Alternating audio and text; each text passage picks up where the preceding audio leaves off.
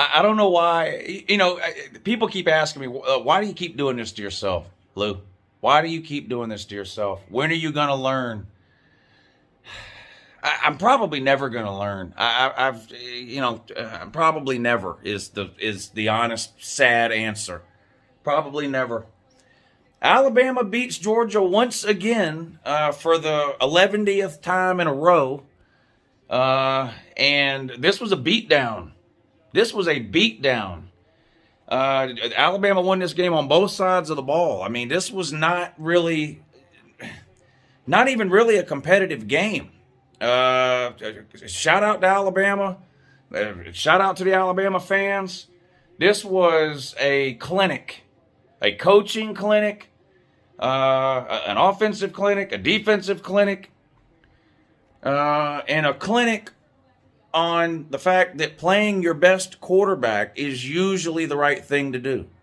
So, again, Nick Saban beats Kirby again. Bama beats Georgia in a big game again. This is now 2 SEC championship games that Kirby has lost to Saban, plus the national title game in 2017, plus the regular season game in 2020. The only positive really I can take away from this game is that we weren't winning at halftime. So I didn't have to have some brutal letdown in the second half or at the end of the game like I did in 2017 or when we were beating them at halftime in 2018 and 2020. I didn't have to go through all of that. This game was over in the second quarter. Well, honestly, really, this game was over when this game was lost 6 weeks ago when Kirby made the decision to go with Stetson Bennett over JT Daniels. But I'll get to more on that at the end of the video. I want to make sure I give Alabama fans their crow here, the proper credit or whatever. Great game by Alabama. Bryce Young set a record for most passing yards in an SEC championship game. If anybody's tuning in for the broken TV and stuff like that, too, that's not happening. I mean, the reality is I'm assuming Georgia's still going to the playoff. I don't think they should. I've always said, going back to when the playoffs started, if you lose your conference championship game, I don't think you should get in. Now, the committee disagrees with me because we've seen them put plenty of teams in that didn't win the conference. And even last year, they put a team in that lost the conference championship game. So I'm assuming Georgia's still getting in the playoff. And like I said, this isn't like some kind of devastating last-second loss. Those are usually the ones where I do something stupid that I regret later, like break a TV or something like that. I mean, I'm disappointed. I wanted to win this game. I wanted to win the SEC title. I wanted to be 13-0. I wanted to be the number 1 seed in the playoff. I wanted all that stuff. So yes, I'm disappointed. I'm heartbroken. I was plenty mad during a lot of the game. For those of you who are on the Patreon page and were watching the game along with me, you know what I'm talking about. But, I mean, Alabama just came out and dominated. Alabama's offensive line played better than I have seen them play all year long. Brian Robinson, who I didn't even think was going to play in this game, played good. I didn't look at the final stats when the game ended, but at halftime, Alabama was out rushing Georgia. And Alabama's been a terrible running team this year compared to what they normally are. Alabama was only averaging 4.1 yards per carry for the season, which was like 10th or 11th in the SEC. They're normally first or second. They didn't have those problems today. The offensive line played great in the run game and the pass game. And obviously Bryce Young, I mean, he set the SEC passing game. He set a record, passing yards, all time in the SEC championship game, surpassing Mac Jones from last year against Florida, I guess, to set that record. Jamison Williams and Mechie are unbelievable. I hope Mechie is okay, too. They showed him coming out of the locker room at the start of the third quarter, and maybe an Alabama fan can let me know down below if you know more about it than I do, but they showed him walking out of the locker room at the third quarter, and he didn't appear to be limping all that bad.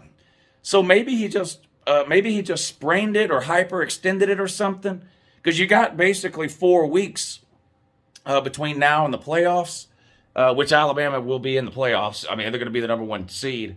So hopefully whatever it is that happened with Mechie, he'll be good to go for the playoffs. I mean, listen, nobody likes to win more than I do, but I hate injuries of all kinds, regardless of what player or what team they happen to. So I hope he'll be okay.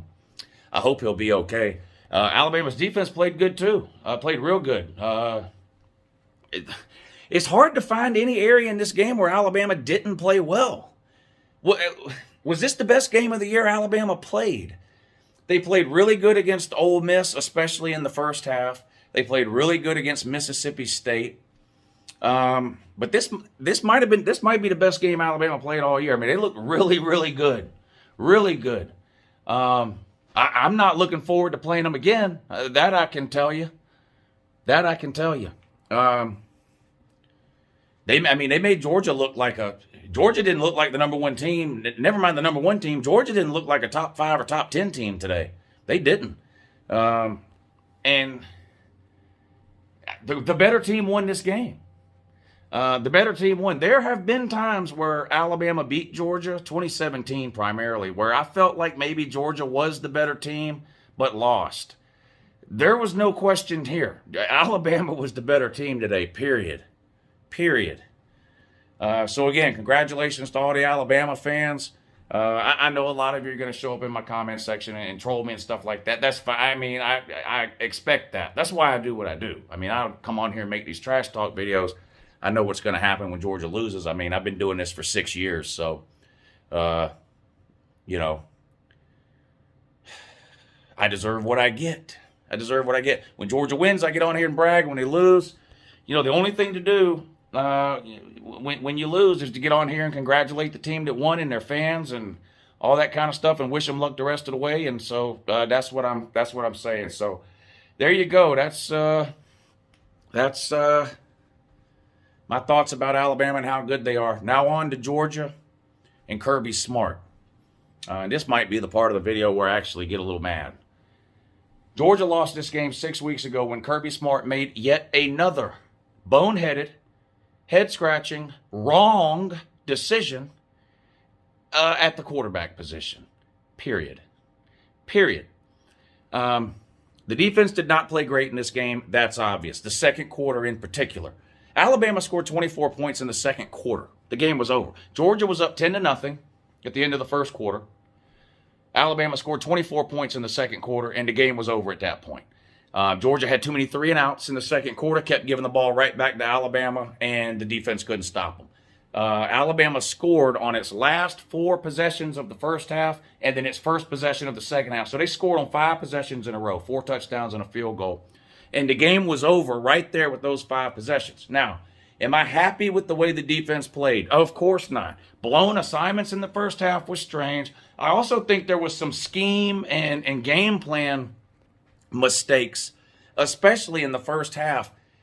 You've got to put pressure on Bryce Young. Putting pressure. Now, you want to sack him, obviously, but you have to put pressure on. You cannot let him sit back there. And that's what happened, particularly in the second quarter. There was too many 3- and 4-man rushes on Bryce Young, and he sat back there and he picked us apart in the second quarter, and the game was over with those 24 points. And the reason the game was over, and again, yes, the defense played bad. So I'm about to get to start and talk about the quarterbacks now. I'm not letting the defense off the hook. The defense did not play great. But this is what I have been trying to tell people, Georgia fans mostly, all year long. Yes, it's amazing that you have a defense that over the course of a season holds opponents to 6 points per game and didn't give up any more in a single game than 17. That is great. That is amazing. What are you going to do when you play a team and the defense doesn't hold them to 7 points or 17? Then what are you going to do? This whole thing about Stetson Bennett, people kept saying, well, we're winning. We're winning. Yes, we're winning because the defense is holding Kentucky to 7 and 10 and 13 points. And Vandy and South Carolina and Auburn and on and on and on. And while I think those were great defensive performances, you know, I don't think that's a reason to play Stetson Bennett over JT Daniels, because it's got to be obvious, I think, to everybody right now. Stetson Bennett is not going to win a game. He's not going to win a shootout. He's just not a very good quarterback.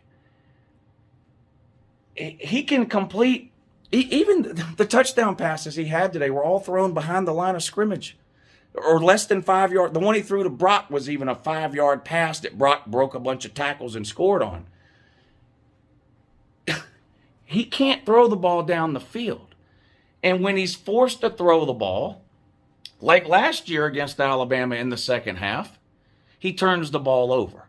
And that's what happened in the second half of this game when Georgia fell behind and we had to have a quarterback to win the game for us, to throw us back into the game. Stetson can't do it. And that's when you see the turnovers come, right? Once he got up past 25 attempts, it was over. It was over. There's a reason that the majority of the games this season, they only let Stetson Bennett throw the ball less than 20 times. It's because once he gets up in the 25 to 30 range, it's just not good. He makes bad decisions. He plays hero ball in those situations. He doesn't have the arm to make major college football throws. He just doesn't. And JT Daniels does.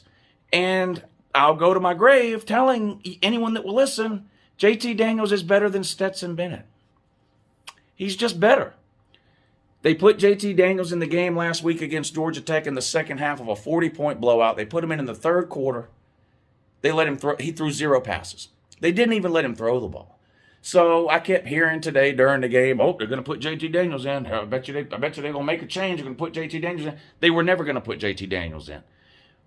That should have been obvious last week when they put him in the game and they wouldn't even let him throw a pass. Kirby made the bet on this quarterback situation, and yet again, just like in years past, he has to lay in that bed. I'm not saying that we would have won the game with JT Daniels. There's no way to know. There's no way to know. But you have got to start playing your best player, Kirby. You have got to start letting the best players play. And while I'm talking primarily about the quarterback position, really I'm talking about almost every single position on the field. It's great to have all these amazing recruiting classes, and our second string is amazing, and the third string is great. You do not have to rotate these players in every 2 plays. I almost have to pause my TV at the start of every single play Georgia runs so I can figure out who's in at wide receiver. I'm sorry. Some wide receivers are better than others, and they need to be playing. They need to be playing. Running backs, Kirby, can play more than 2 plays in a row without coming out of the game. They can do it. I saw Brian Robinson do it today on one leg. But this is primarily a quarterback thing. And again, if this was the only time this had happened, I think it would be a lot easier to stomach. But this keeps happening over and over and over and over and over again with Kirby and the quarterback situation. In 2017, Eason got hurt. Fromm comes in. That was it. Eason never saw the field again. Ended up transferring. Eason's a better quarterback than Fromm. In 2018, we get Justin Fields. Justin Fields can't get on the field. He transfers out after 1 year. Justin Fields is a better quarterback than Jake Fromm, period. Last year, week 1, after an entire offseason, Kirby Smart looks me in the face and tells me that DeJuan Mathis is our best quarterback. He gets to start week 1 against Arkansas. He can't hit the ocean from the beach. They put Stetson in. He does okay against terrible teams. Then the Alabama game, he looks like shit last year. Florida game, he looks like shit last year. They put JT Daniels in. He throws for 300 plus in every single game he plays in. Look at the stats George Pickens had last year when Stetson Bennett was playing versus when JT Daniels was playing. George Pickens played 3 games with JT Daniels and had almost 400 yards in 3 games. He played 5 games with Stetson Bennett and had like 160. That should tell you all you need to know. And the whole defense wins championships thing, I've been trying to tell people for I don't know how many years now that that's not the case in today's college football. Elite offenses beat elite defenses in today's college football, and that's what you saw today. That's what you saw today. And you can be as talented as you want on the offensive line, at wide receiver, at running back, on defense. If you don't have a game-changing, playmaking QB that can win you a game when you need him to, you're not winning a national title. You're not winning a national title. I have been saying that for 5 years. I've been right for 5 years. And it looks like, unfortunately for me, it looks like I'm going to be right again. And that doesn't make me happy to say that. I wanted to be wrong about Stetson Bennett. I wanted to say, well, maybe you can win a national title with a game-managing, half-melted bowl of vanilla ice cream quarterback like Stetson Bennett. It didn't happen today. Now, this wasn't for the national title. I'm assuming Georgia's going to get in the playoffs. Like I said, I don't think they should. I don't think if you lose your conference title game, I don't think you should be in the playoff. But the playoff committee doesn't agree with me on that because they've put multiple teams in who didn't win their conference.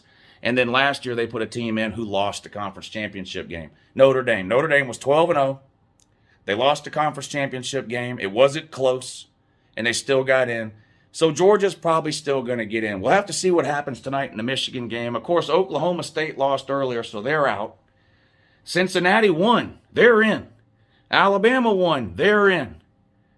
If Michigan wins tonight, they're in. So if Michigan wins, you're probably going to have Alabama 1, Georgia and Cincinnati at 2 and 3 in some particular order, or no, Georgia, Michigan probably, if Michigan wins. Bama 1, Georgia and Michigan at 2 and 3, whatever. The order doesn't matter because 2 plays 3. And then you probably have Cincinnati at 4. And if Michigan loses tonight to Iowa, then that's how Notre Dame would end up getting in. So there's 5 teams left that can get in the playoffs right now. This is before the. If you're watching this later, the Michigan game hasn't even started yet when I'm recording this. But Alabama, Georgia, Cincinnati, Michigan, Notre Dame. 4 of those 5 teams are getting in the playoffs. I think if Michigan wins, it'll be Bama, Georgia, Michigan, Cincinnati. I think if Michigan loses, it'll be Bama, Georgia, Cincinnati, Notre Dame. That's what I think. I'm going to be honest. I love Kirby Smart to death. The recruiting is amazing. I love his passion. I love almost everything about Kirby Smart. I almost have zero patience left for the continual boneheaded quarterback decisions. And to anybody that's going to say, well, maybe Stetson is just better than JT Daniels. Here's what I'll say about all that. If Stetson Bennett is the best quarterback on our team, then whoever it is that's going out and evaluating quarterback prospects needs to be fired yesterday. Because there's just no... Look around college football. Okay, Alabama is playing a first-year starter. Alabama's playing a first-year starter at QB, a redshirt freshman, right? And look what he does. Ohio State, a redshirt freshman. And look at the numbers he's put up. So why is it that Georgia keeps getting all these 4- and 5-star quarterbacks, but you want to tell me none of them are good? None of them are any good. Carson Beck's been there 2 years, can't get on the field. When he does, he looks terrible. Brock Vandagriff, 5-star. Forget about him. He didn't hardly play at all this year either. If Stetson Bennett, how can I forget JT Daniels? JT Daniels was the 3rd highest rated quarterback in the 2018 class. Justin Fields and Trevor Lawrence were number 1 and 2. Look how they did, and you're telling me that JT Daniels can't get on the field over Stetson Bennett. So, and again, well, he wasn't ready. He was rusty. That's Kirby's fault. That's Kirby and this staff's fault. If he wasn't ready, if he was rusty, that's Kirby and this staff's fault. The guy's been healthy for a month. You put him in last week against Georgia Tech for the entire 3rd quarter, and you don't even let him throw the ball. 0 pass attempts. They are really, really, really screwing up at the quarterback position. And again, if this was the only time this had happened, it'd be a lot easier to make an excuse for it. But it's not the only time. And I am really growing increasingly tired of the quarterback situation at the University of Georgia. So congratulations to Alabama. I'll be live streaming here in a few minutes on this channel during the primetime game, so you can come troll me live and in person if you want to about this loss. If you're planning on coming over there to try to make me mad, it's not, it's just not going to happen. Georgia's still going to the playoffs, so I hate that we lost this game, but there's 126 other teams that would trade places with Georgia right now. So congratulations to Bama, SEC champs yet again. Nick Saban, King Saban, Lord Saban, owns Kirby yet again. Yep.